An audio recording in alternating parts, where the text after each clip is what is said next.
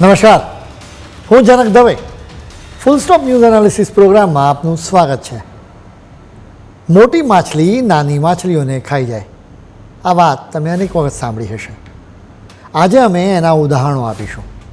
અમે તમને સમજાવીશું કે કેવી રીતે ગૂગલ, એમેઝોન અને મેટા જેવી જાયન્ટેક કંપનીઓ દાદાગીરી કરી રહી છે. એનાથી તમને શું અસર થાય છે એ પણ અમે તમને જણાવીશું. વાત તમારા અધિકાર અને ચોઇસની પણ છે. ટેક કંપનીઓની દાદાગીરીને રોકવા માટે કેન્દ્ર સરકાર હવે શું પગલાં લેવા જઈ રહી છે એની પણ અમે તમને આજે વિગતો આપીશું.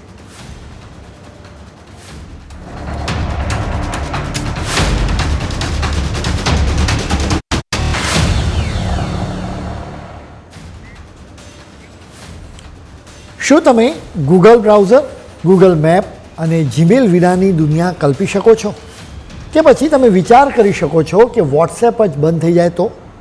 કે પછી એમેઝોન અને ફ્લિપકાર્ટ જેવી ઓનલાઈન શોપિંગ વેબસાઇટ જ હંમેશા માટે શટડાઉન થઈ જાય તો? આવી કલ્પના કરવી પણ મુશ્કેલ છે, કેમ કે આખી દુનિયા જ આ સર્વિસીસ પર ખૂબ જ નિર્ભર થઈ ગઈ છે. ગૂગલ, એમેઝોન, એપલ અને મેટા જેવી જાયન્ટેક કંપનીઓ દુનિયાના લોકોની આ નબળાઈને સારી રીતે સમજે છે. એટલું જ નહીં, આ નબળાઈનો ગેરલાભ ઉઠાવીને આ કંપનીઓ દાદાગીરી પણ કરે છે. એક સામાન્ય યુઝર તરીકે તમને પણ એનાથી ખૂબ નુકસાન થાય છે. આવી જાયન્ટ કંપનીઓ તેમના ફિલ્ડમાં સ્પર્ધાઓને ખલાસ કરી દે છે. તેઓ પોતાની વિરુદ્ધ બીજી કંપનીઓને ટકવા જ દેતી નથી. તેઓ એક રીતે આખું માર્કેટ કેપ્ચર કરી લે છે. મોનોપોલીને રોકવા માટે કાયદા અને નિયમો છે. જોકે આ ટેક કંપનીઓ આ નિયમોને દરાર અવગણે છે. આખી વાતને સરળ રીતે સમજવા માટે અમે તમારી સમક્ષ ગૂગલનો એક કેસ સ્ટડી રજૂ કરીશું. ગૂગલ આપણને ફ્રીમાં સેવા આપે છે, એટલે જ સામાન્ય માનવી તો એમ જ વિચારે કે ગૂગલ બાબા ભલાઈ કરે છે. જો કે આ કંપની પાછલા બારણેથી કમાણી કરે છે, જેનાથી સામાન્ય યુઝર્સને પણ ખૂબ જ નુકસાન થાય છે. તમે ગૂગલની કોઈ પણ સર્વિસનો ઉપયોગ કરો તો તમારો તમામ ડેટા ગૂગલ લઈ લે છે. કોઈ જાતની પ્રાઇવસી રહેતી નથી. તમે એપ ડાઉનલોડ કરો કે એ તમારી પાસેથી તમારો મોબાઈલ નંબર માંગી લે, ફોટો દ્વારા તમારો ચહેરો પણ લઈ લે. તમારો મોબાઈલ નંબર અને ઈમેલ સહિત તમામ ડેટા તેની પાસે હોય છે. લોકો પણ કંઈ પણ વિચાર્યા વિના ગૂગલ બાબા પર આંખ બંધ કરીને ભરોસો મૂકે છે અને પોતાનો ડેટા આપી દે છે. આ ડેટા જ ગૂગલ માટે રો મટીરિયલ્સ છે. આ ડેટા જ વાસ્તવમાં ગૂગલ માટે બ્રહ્માસ્ત્ર છે. એટલે જ ગૂગલ સામાન્ય યુઝર્સનો ડેટા મેળવવા માટે દરેક ટ્રિક્સનો ઉપયોગ કરે છે. ગૂગલ બ્રાઉઝર પર રોજે રોજ અબજો પેજ જોવાય, કરોડો એપ્સ ડાઉનલોડ થતી રહે. એટલે તમે કલ્પના કરો કે ગૂગલની પાસે કેટલો ડેટા સ્ટોર થાય છે. હવે મોટો સવાલ એ છે કે ગૂગલ આ ડેટાથી કેવી રીતે કમાણી કરે છે. તમને કદાચ અનુભવ થતો હશે કે જો તમે ગૂગલ પર કોઈ પ્રોડક્ટ વિશે સર્ચ કર્યું હોય તો એને લગતી જ જાહેરાતો તમને જોવા મળે. જેમ કે તમે ગૂગલ પર હેડફોન વિશે સર્ચ કર્યું હોય તો એને લગતી જ જાહેરાતો તમને અવારનવાર જોવા મળ્યા કરશે. આ કમાલ ડેટાની છે. તમે ગૂગલ પર જઈને જે કંઈ પણ સર્ચ કર્યું હોય એની હિસ્ટ્રી ગૂગલ નોંધે છે. તમારા લોકેશન સહિતની તમારી પૂરેપૂરી વિગતો ગૂગલ નોંધી લે છે. એ મુજબ તમારી એક પ્રોફાઇલ તૈયાર થાય છે. એના આધારે તમારી પસંદ નાપસંદ એ જાણી લે છે. એ પછી તમે ગૂગલ પર સર્ચ કરો કે યુટ્યુબનો ઉપયોગ કરો તો તમને તમારી પસંદગીની જ વસ્તુઓની જાહેરાત જોવા મળે. ગૂગલ પર યુઝર્સનો ડેટા બીજી કંપનીઓએ વેચવાનો પણ આરોપ મૂકવામાં આવ્યો છે. એટલે કે તમારો ઈમેલ અને ફોટા સહિત અને ફોન માહિતી સહિત બીજી કંપનીઓ પાસે જતું રહે છે, જેના લીધે તમારી કોઈ પ્રાઇવસી રહેતી જ નથી. આ બીજી કંપનીઓ મેસેજ કે મેલ દ્વારા તમારા પર જાહેરાતોનો મારો કર્યા કરે છે. આવા અનેક કારણસર ગૂગલને જુદા જુદા દેશોમાં અવારનવાર દંડ ફટકારવામાં આવ્યો છે. અખબારો અને ન્યૂઝ ચેનલો પર એના સમાચાર અવારનવાર આવતા રહે છે. આપણા ભારતની વાત કરીએ તો કોમ્પિટિશન કમિશન ઓફ ઇન્ડિયાએ પણ ગૂગલને 2200 કરોડનો દંડ ફટકાર્યો છે. લગભગ 2 વર્ષ સુધી તપાસ કર્યા બાદ ભારતે આ દંડ ફટકાર્યો છે. અમેરિકા અને યુરોપમાં તો અબજો રૂપિયાનો દંડ ફટકારવામાં આવ્યો છે. મોનોપોલી દ્વારા આખા માર્કેટને કેપ્ચર કરવા માટે જ આ દંડ કરવામાં આવ્યો છે. ગૂગલ કેવી રીતે મોનોપોલી કરે છે એ વાત તમારે સમજવી જરૂરી છે. સૌથી મોટો સવાલ એ છે કે આ દંડ ફટકાર્યા બાદ ગૂગલ સુધરે ખરું? એનો સ્પષ્ટ જવાબ છે બિલકુલ ના. ગૂગલ પર આરોપો મુકાતા રહે છે. ગૂગલ એને અદાલતોમાં પડકારતું રહે છે. અદાલતોમાં લીગલ પ્રોસેસ પણ ચાલતી રહે ત્યાં સુધી ગૂગલ એની ખોટી રીતો ચાલુ જ રાખે છે. એ પછી અદાલતનો ચુકાદો આવે, ગૂગલને દંડ ફટકારવામાં આવે તો પણ સ્થિતિ બદલાતી નથી, કેમ કે 2200 કરોડની રકમ સાંભળીને આપણને આંચકો લાગી શકે, પરંતુ ગૂગલને એનાથી કોઈ જાતનો ફરક પડતો નથી. 2023માં ગૂગલની પેરેન્ટ કંપનીની રેવન્યુ 25,655 અબજ રૂપિયા હતી. જોકે દંડ કરતાં ગૂગલની પ્રતિષ્ઠાને નુકસાન જરૂર થયું છે. જોકે એના કારણે કંઈ લોકો ગૂગલનો ઉપયોગ કરતાં અટકવાના નથી. ભારતમાં કોમ્પિટિશન કમિશન ઓફ ઇન્ડિયાએ ગૂગલને દંડ ફટકારવા માટે કેટલાક કારણો આપ્યા હતા. ભારતમાં મોટાભાગના ફોન એન્ડ્રોઈડ હોય છે. તમે આ ફોન્સ ખરીદો એટલે બાય ડિફોલ્ટ એમાં ગૂગલની એપ્સ જ હોય, જેમ કે એનું સર્ચ એન્જિન હોય. એ સિવાય ગૂગલ મેપ અને જીમેલ પણ હોય. સ્વાભાવિક રીતે બીજા સર્ચ એન્જિન્સ ડેવલપર્સને નુકસાન જ થાય. તેમના માટે કોઈ જ પ્રકારનો સ્કોપ જ ન રહે. બલકે સ્માર્ટફોનને ખરીદતી વખતે કે ઉપયોગ કરતી વખતે આપણે બીજા કોઈ સર્ચ એન્જિનનો વિચાર સુદ્ધા કરતા જ નથી. હકીકતમાં ગૂગલ સિવાય પણ બીજી કંપનીઓના સર્ચ એન્જિન છે જેના પર તમે ગૂગલની જેમ જ માહિતી સર્ચ કરી શકો છો. ભારત વાસ્તવમાં સ્ટાર્ટઅપ્સનો ગઢ છે. બ્લોકચેન, આર્ટિફિશિયલ ઇન્ટેલિજન્સ અને મશીન લર્નિંગ સહિત અનેક ફિલ્ડ્સમાં સતત ઇનોવેશન્સ થતું રહે છે. આટલી ટેલેન્ટ અને હવે રૂપિયો હોવા છતાં પણ ભારતમાંથી ગૂગલ અને મેટા જેવી કોઈ જાયન્ટ ટેક કંપનીઓ બહાર આવી નથી. એનું કારણ ગૂગલ સહિતની ટેક કંપનીઓની દાદાગીરી છે. હવે ગૂગલની દાદાગીરીનું બીજું એક ઉદાહરણ આપીશું. સેમસંગ અને ઓપ્પો જેવી ઓરિજિનલ મોબાઈલ મેન્યુફેક્ચરિંગ કંપનીઓ પણ ગૂગલ દાદાગીરી કરે છે. એટલે સામાન્ય માનવીનું તો શું કહ્યું? આ કંપનીઓની સાથે રીતસર પાર્ટનરશિપ કરવામાં આવે છે, જેના કારણે એન્ડ્રોઈડ ફોન્સમાં ગૂગલની એપ્સ જ પ્રમોટ કરાય છે. જેમ કે એન્ડ્રોઈડ ફોન લો તો સ્વાભાવિક રીતે એમાં ગૂગલ બ્રાઉઝર હોય, ગૂગલ મેપ હોય અને જીમેલ પણ હોય. હવે માની લો કે ભારતમાંથી કોઈ યુવાન સારામાં સારું સર્ચ એન્જિન બનાવે જે ગૂગલને પણ ટક્કર આપે. જો કે ગૂગલ સાથેની ભાગીદારીના કારણે અનેક મોબાઈલ કંપનીઓ પોતાના મોબાઈલમાં એ સર્ચ એન્જિનને સામેલ થવા જ ન દે. આ રીતે ગૂગલ સ્પર્ધાને જ નાબૂદ કરી દે છે. આ તો થઈ મોબાઈલ કંપનીઓની વાત. ગૂગલ ભારતીય એપ મેકર્સની સાથે પણ ખૂબ જ દાદાગીરી કરે છે. ભારતમાં હજારોની સંખ્યામાં એપ મેકર્સ છે. આ એપ મેકર્સ ગૂગલની સાથે ડીલ કરવું પડે છે. ગૂગલ એવી દાદાગીરી કરે છે કે એની સાથે ટ્રાન્ઝેક્શન જીપેમાં જ થાય, જે એની પોતાની સર્વિસ છે. એટલે કે ભારતીય એપ યુઝર્સ નેટ બેન્કિંગ ન કરી શકે કે બીજા કોઈ પેમેન્ટ ગેટવેનો ઉપયોગ પણ ન કરી શકે. ભારતમાં કોમ્પિટિશન કમિશન ઓફ ઇન્ડિયાએ આ દાદાગીરીનો વિરોધ કર્યો છે, એટલે જ ગૂગલને દંડ ફટકારવામાં આવ્યો. તો આ પણ એક કારણ આપવામાં આવ્યું હતું. આ દંડની સામે ગૂગલે લડત આપી. ગૂગલ ચીનમાં ન હોવાથી એના માટે ભારત જ સૌથી મહત્ત્વનું માર્કેટ છે. ભારતમાં ગૂગલની આ પ્રકારની દાદાગીરીને રોકવા માટે પૂરતા કાયદા પણ છે. જો કે ગૂગલ સતત છટકબારી શોધતું રહે છે. અત્યાર સુધી ગૂગલ માટે મોકળું મેદાન હતું. જો કે છેલ્લા કેટલાક વર્ષોમાં ભારતનું સ્ટેન્ડ બદલાયું છે. હવે ભારતે નક્કી કર્યું છે કે ગૂગલ સહિત તમામ કંપનીઓએ ભારતમાં કામ કરવું હોય તો ભારતના કાયદાનો અમલ કરવો જ પડશે. વાસ્તવમાં ભારતમાં આ પ્રકારની મોનોપોલીને રોકવા માટે ગંભીરતાથી પ્રયાસો જ ન થયા હતા. છેક હવે કેન્દ્ર સરકાર એના માટે એક કાયદો ઘડવાનો વિચાર કરી રહી છે. જો કે મુશ્કેલી એ છે કે હવે સિંહ બહાર આવી ગયો છે, એટલે કે ગૂગલને મોકળું મેદાન મળી ગયું છે. એ પોતાની રીતે રમે છે. હવે તમારે આ સિંહને પાંજરામાં મોકલવાનો છે, એટલે કે નિયમોનું પાલન કરાવવાનું છે. જો કે સિંહ પાંજરામાં પગ મૂકે અને પાછો આવી જાય છે. ગૂગલ પણ એમ જ કરે છે. નિયમોનું પાલન કરવાની વાત કરે છે પણ કરતું નથી. ગૂગલની મોનોપોલીના કારણે યુઝર્સને રાઇટ ટુ ચોઇસ એટલે કે પસંદગીનો અધિકાર મળતો નથી.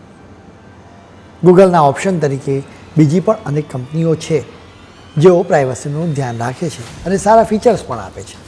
જો કે આવી કંપનીઓને ચાન્સ જ મળતો નથી. જાયન્ટ ટેક કંપનીઓની મોનોપોલીની સામાન્ય યુઝર્સને શું નુકસાન થાય છે એ સમજવા માટે અમે ગૂગલનો કેસ સ્ટડી જણાવ્યો. જો કે એમેઝોન, મેટા અને એપલ જેવી કંપનીઓની મોનોપોલીના કારણે પણ સામાન્ય યુઝર્સને નુકસાન થઈ રહ્યું છે.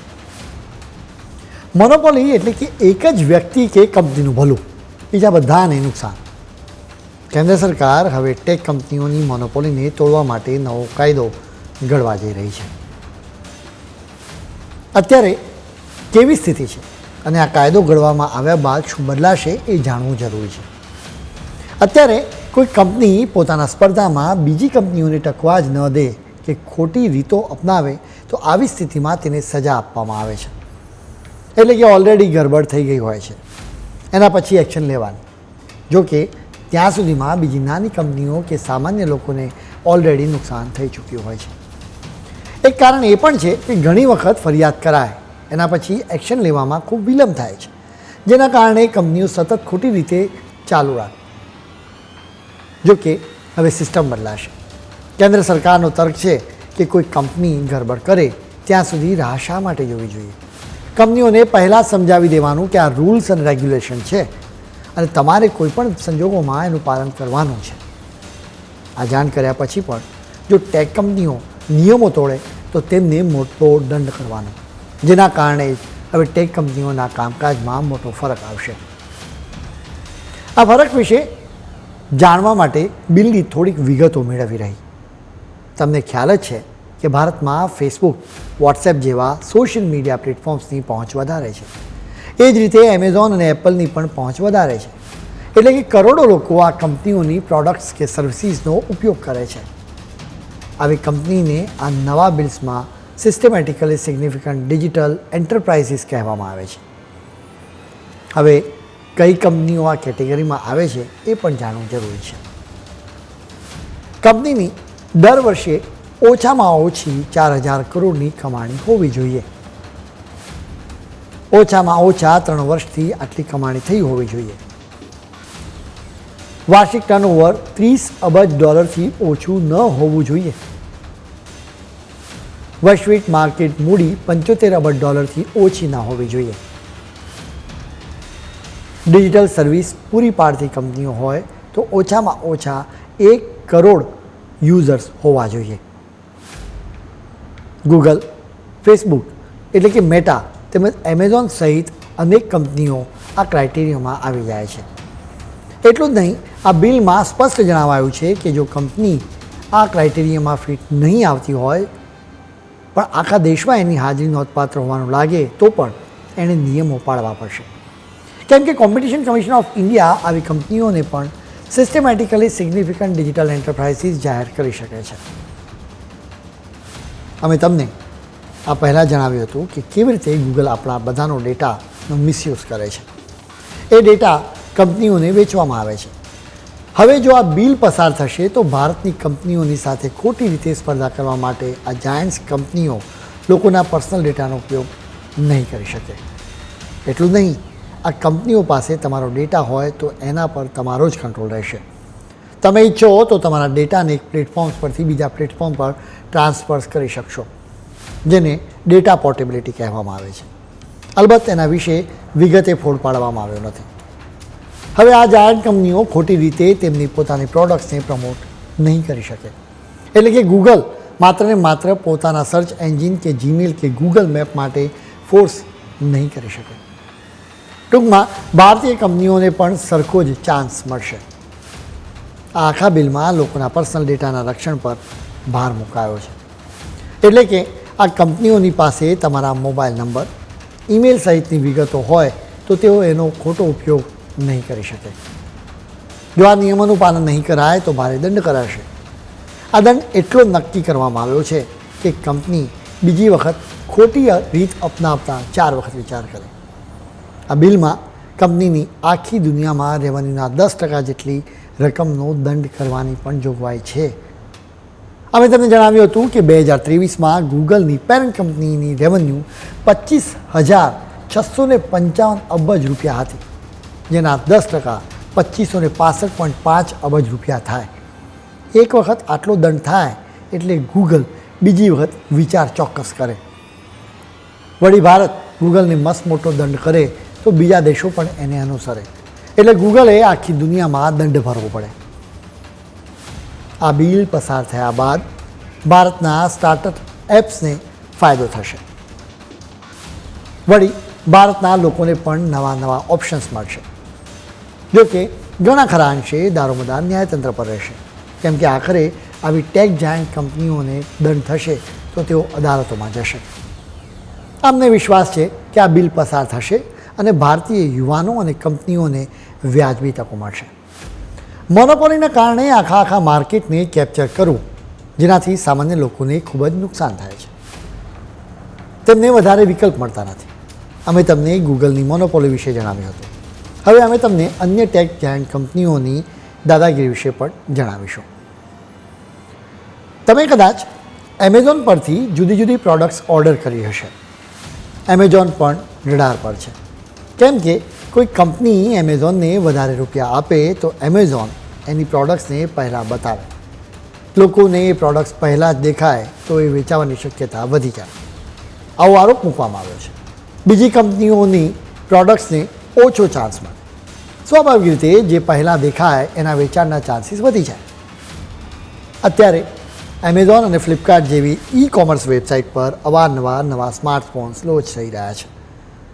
એટલું જ નહીં, આ વેબસાઇટ પર સ્માર્ટફોન માટે જાતની ઓફર્સ પર હોય છે. આ ઓફર્સના કારણે ઓફલાઈન કરતાં ઓનલાઈન ખરીદી કરવી સસ્તી રહે છે, જેનાથી સ્વાભાવિક રીતે લોકોને ફાયદો થાય છે. જો કે એનાથી મોબાઈલનું વેચાણ કરતાં રિટેલર્સને તો નુકસાન જ થાય છે. કોમ્પિટિશન કમિશન ઓફ ઇન્ડિયાના રિપોર્ટ્સમાં જ આવો ખુલાસો થયો છે. એક વખત આ ઈ-કોમર્સ વેબસાઇટ્સ દેશના નાના દુકાનદારોને ખલાસ કરશે એ પછી તેઓ ગ્રાહકો પાસેથી પોતાની મરજી મુજબ ભાવ વસૂલશે. એટલા માટે જ નાના દુકાનદારોને બચાવવાની આપણી સૌની જવાબદારી છે, જેથી દેશનો રૂપિયો દેશમાં જ રહે. એમેઝોનની જેમ મેટા જેવી સોશિયલ મીડિયા કંપનીઓ પણ અન્ય કંપનીઓને ઊભી થવા દેતી નથી. ભારતમાંથી કોઈ દેશી સોશિયલ મીડિયા પ્લેટફોર્મ્સને પ્રોત્સાહન આપવાની વાત થાય કે તરત જ અમેરિકા તરફથી પ્રેશર કરાય છે. વળી આ કંપનીઓ ભારતના નિયમોનું પાલન કરવા પણ તૈયાર થતી નથી. વોટ્સએપ એનું શ્રેષ્ઠ ઉદાહરણ છે. ભારત સરકાર અને વોટ્સએપ આમને સામને આવી ગયા. ભારત સરકારે અમુક નિયમોનું પાલન કરવા કહ્યું. વોટ્સએપે એના માટે ચોખ્ખી ના પાડી દીધી. હાઈકોર્ટમાં એમ પણ કહી દીધું કે જો ભારત સરકાર નિયમોનું પાલન કરવાની ફરજ પાડશે તો અમે ભારતને આવજો કહી દઈશું.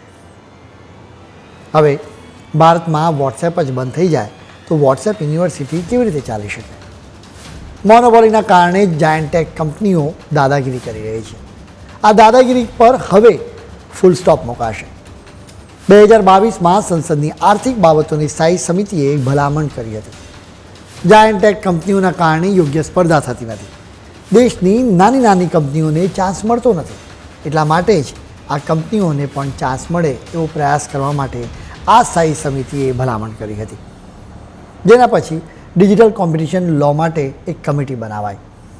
આ કમિટીએ થોડા સમય પહેલાં જ એક રિપોર્ટ જારી કર્યો, જેના આધારે એક બિલનો ડ્રાફ્ટ તૈયાર કરવામાં આવ્યો છે, જેને ડિજિટલ કોમ્પિટિશન બિલ નામ આપવામાં આવ્યું છે.